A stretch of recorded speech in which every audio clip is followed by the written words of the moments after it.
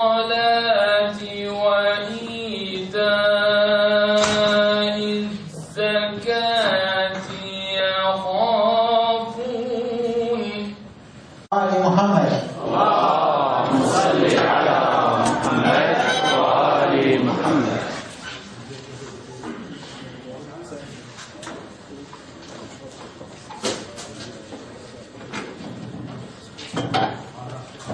أعوذ بالله من الشيطان الرجيم.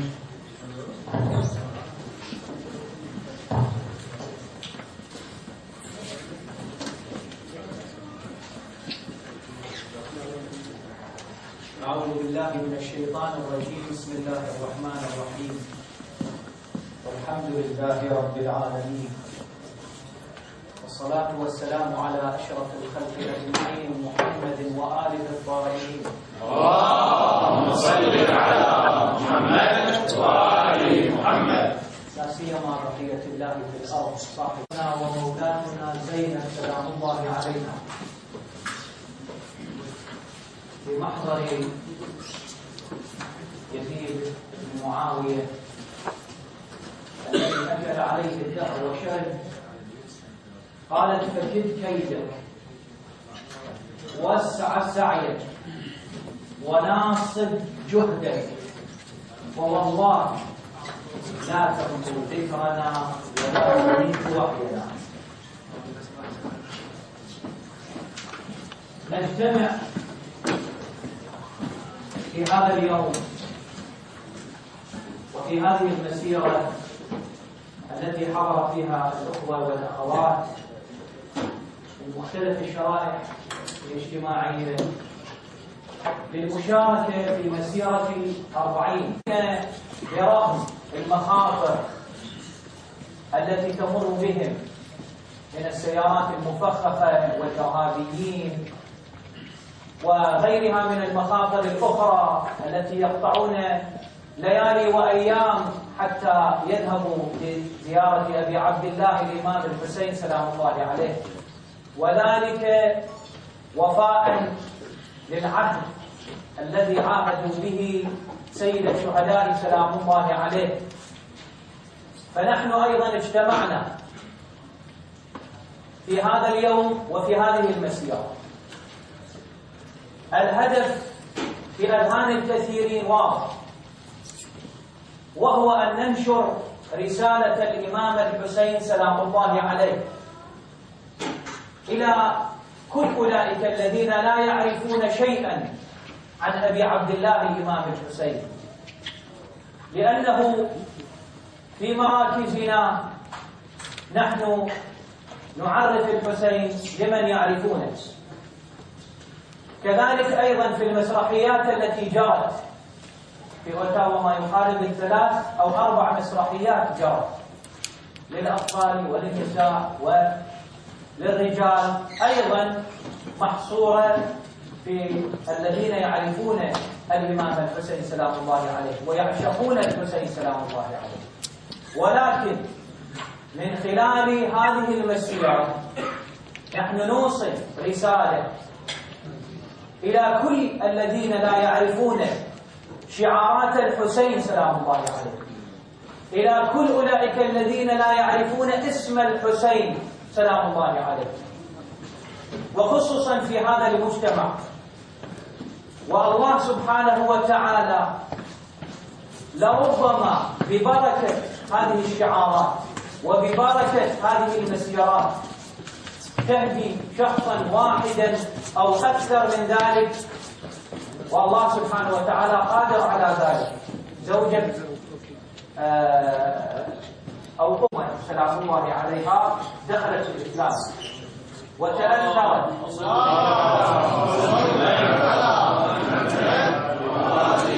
وتأثرت بهيبة ذلك المقام. لا يدركه إلا ذلك الإنسان العاشق المحب لأبي عبد الله الإمام الحسين. لذلك نحن نلاحظ أن أهل البيت عليهم أفضل الصلاة والسلام كانوا يوصلون لزيارة أبي عبد الله الإمام الحسين. نحن في هذا اليوم نتوجه من مكان إلى مكان، من البرلمان وإلى هذه الجامعة، هذه المسيرة بحد ذاتها نستذكر فيها مسيرة زينب سلام الله عليها، نستذكر بها مسيرة الإمام زين العابدين سلام الله عليه. قطعوا من كربلاء إلى الشام 40 منزل أو أكثر من 40 منزل بتلك الحالة المزرية. الصياص تتلوى على أجسادهم من مكان إلى مكان، ثم بعد ذلك من الشام إلى كربلاء.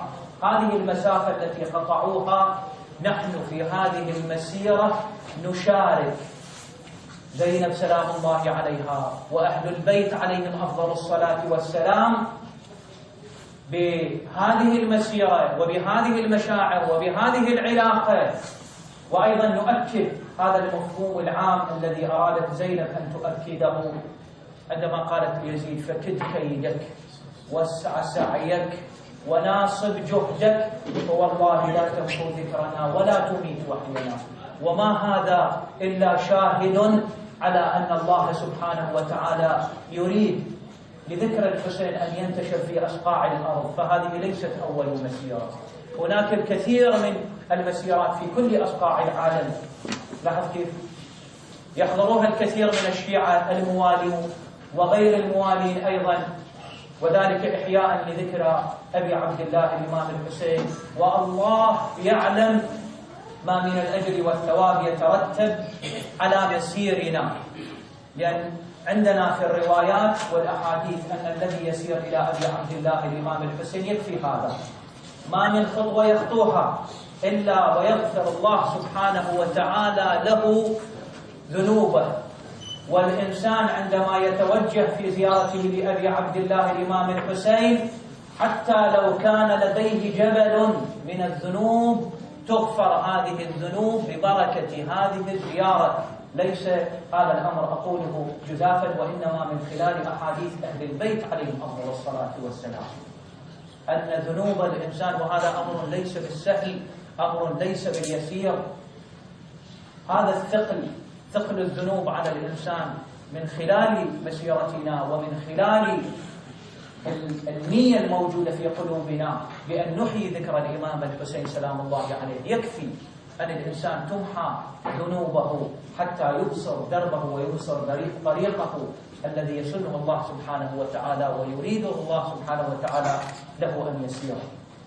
فهذه المسيرة وبهذه الطريقة أوصوا بها أهل البيت عليهم أفضل الصلاة والسلام. لذلك نحن نرى هذه المسيرات المليونية التي تتوجه إلى زيارة أبي عبد الله الإمام الحسين، وهناك أكثر من نصف مليون مهاجر مغترب قد توجهوا إلى زيارة أبي عبد الله هذه السنة، والأعداد تزداد سنة بعد سنة حتى يستطلع أعداء أهل البيت عليه ليروا أن ذكر الإمام الحسين سلام الله عليه قد ملأ الأصقاع وملأ شرق الأرض وغربها، وذلك إخلاصا من الحسين سلام الله عليه وبذلا من أبي عبد الله الإمام الحسين لله سبحانه وتعالى، حتى أن اسم الحسين سلام الله عليه أصبح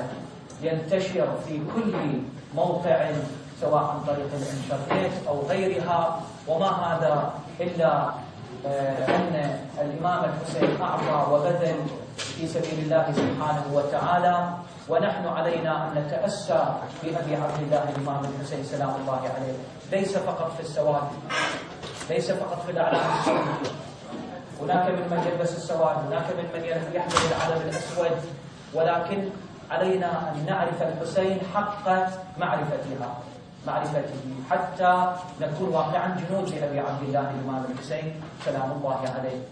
فأقول قولي هذا وأستغفر الله لي ولكم، وأمل من الله سبحانه وتعالى أن يوفقنا لخدمة أبي عبد الله الإمام الحسين ولخدمة سيدتنا ومولاتنا زينب، وأن نعلي وننشر ذكر أهل البيت عليهم أفضل الصلاة والسلام في هذا المجتمع وفي غيره من المجتمعات الأخرى، حتى نؤدي ما علينا من الواجبات اتجاه أهل البيت عليهم أفضل الصلاة والسلام. وصلى الله على محمد وآله الطيبين الطاهرين. اللهم صل على محمد وآل محمد.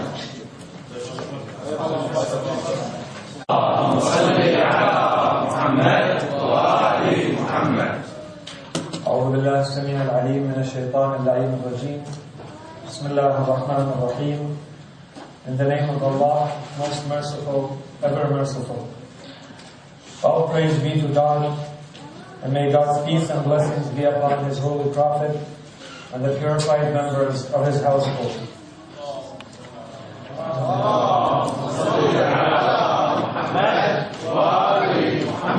In a certain way, the 40-day mark following the martyrdom of Imam Hussein alayhi salam marks the end of a season which lasted 50 days, starting 10 days before the martyrdom of the Imam, that is on the 1st of Muharram, and extending until today, that is the 20th of Safar.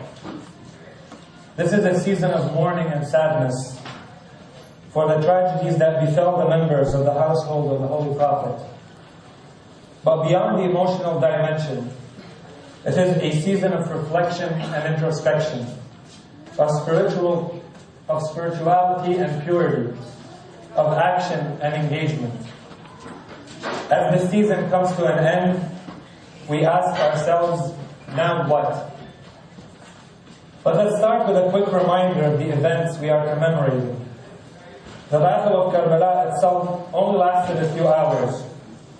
Almost 14 centuries ago, a holy and divine man, the son of Fatima and Ali, the grandson of the Holy Prophet Muhammad, and the father of the 9 Imams after him, accompanied by about 90 loyal men, were denied a single drop of water, and then massacred on the dunes of Karbala by an army of about 100,000 soldiers, sent to exterminate them, because they resisted the oppression and tyranny of their time, because they refused to bow down to Yazid.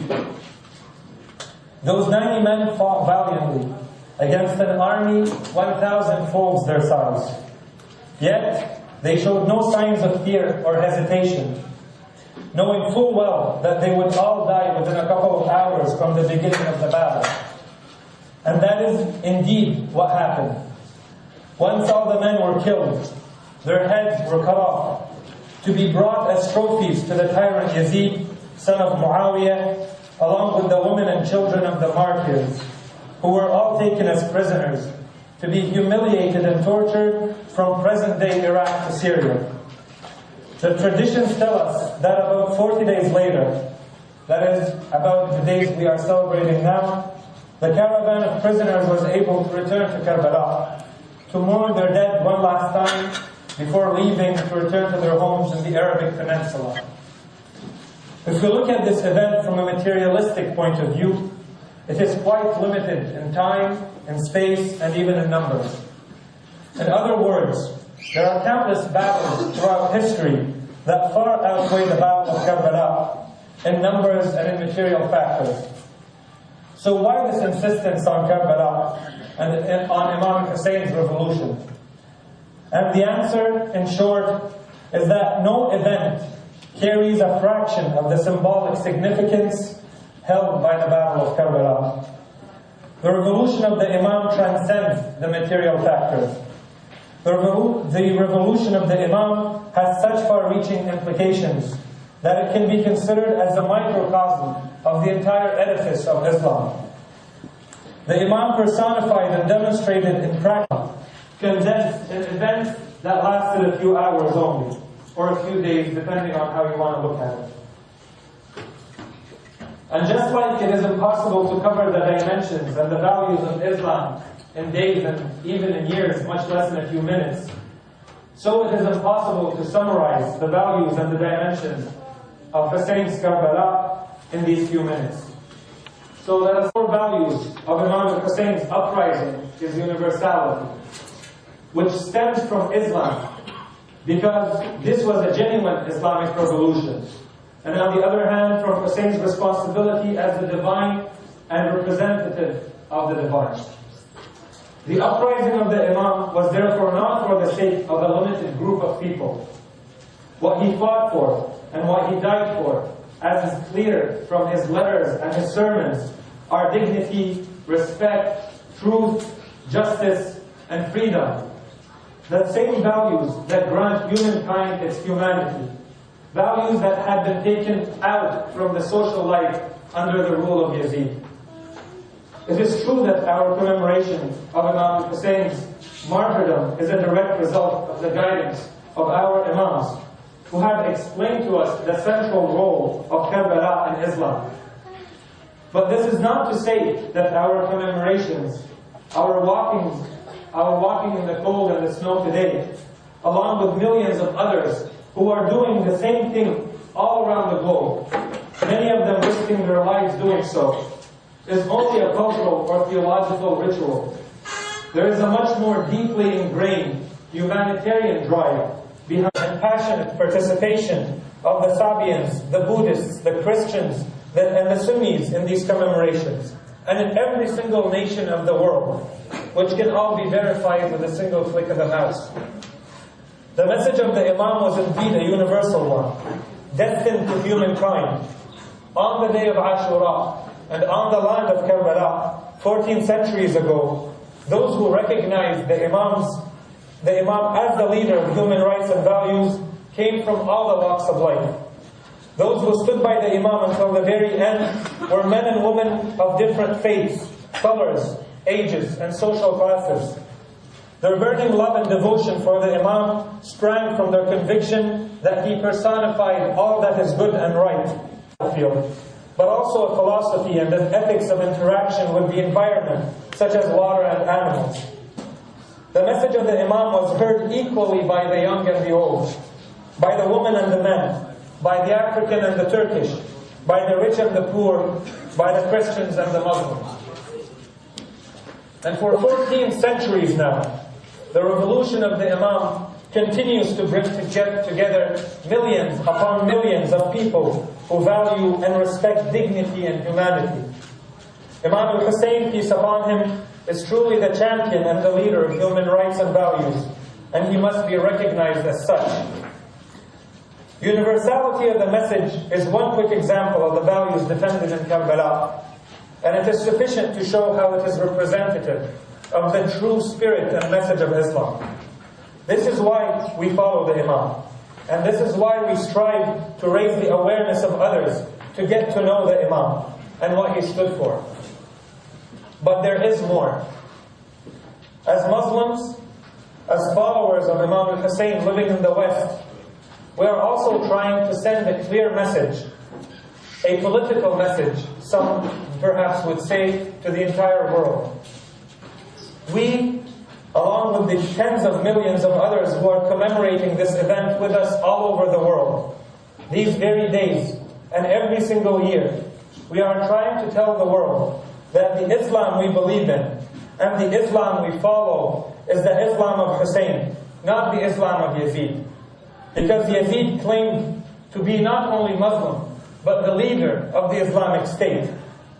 We are trying to tell the world that since Islam began, and until this very day, there have been people like Yazid who have done horrific acts of terror in the name of Islam. We want the world to know that we not only distance ourselves from such people and acts, but that we stand against them and reject them and oppose them with everything we've got, just like the Imam did. When the Imam stood up to the tyranny of his time, he made it easy for all to distinguish between a true Islam and the propaganda of political regimes. We have a responsibility to let the world know of the revolution of Karbala and the sacrifices of Imam al-Hussein alayhi salam, because this is what saved the genuine Islam from disappearing forever, by distinguishing it from another line of thought, which also presents itself to the world under the guise of Islam. To the extent that the world understands the revolution of the Imam, they will understand what Islam stands for and what Islam rejects. We beg of the world and the media to take the time to understand the Islam of Hussein and the Islam of the followers of Hussein, an Islam of respect, of human dignity, of peace, of freedom from all forms of slavery and submission. The Islam of Hussein has nothing to do with transgression and violence, and everything to do with peace and justice. As followers of Hussein, we are followers of his brand of Islam, not that of Yazid and the followers of Yazid. And finally, as carriers of the message of Hussein to the world, We must understand that it is a message of action and behavior before being a message of slogans and speech. As citizens of the world, our responsible actions and conscious presence are infinitely more eloquent than words could ever be. But being a follower of Hussein requires will and purity. The path of the Imams starts from within, and it is therein, on that land, that we must first win the battle of Karbala. Karbala is a philosophy and a way of life. Let us strive to make it ours. Every day is Karbala, and every day is Ashura, and every land is Karbala. May God's peace and blessings be upon Imam Hussein alayhi salam, and upon the purified members of his household, and upon his noble and honorable companions, and upon you all. وآخر دعوانا أن الحمد لله رب العالمين وصلى الله على سيدنا محمد وآله الطاهرين. اللهم صل على. بسم الله الرحمن الرحيم والحمد لله رب العالمين والصلاة والسلام على محمد وآله الطيبين الطاهرين. اللهم صل على محمد وآل محمد.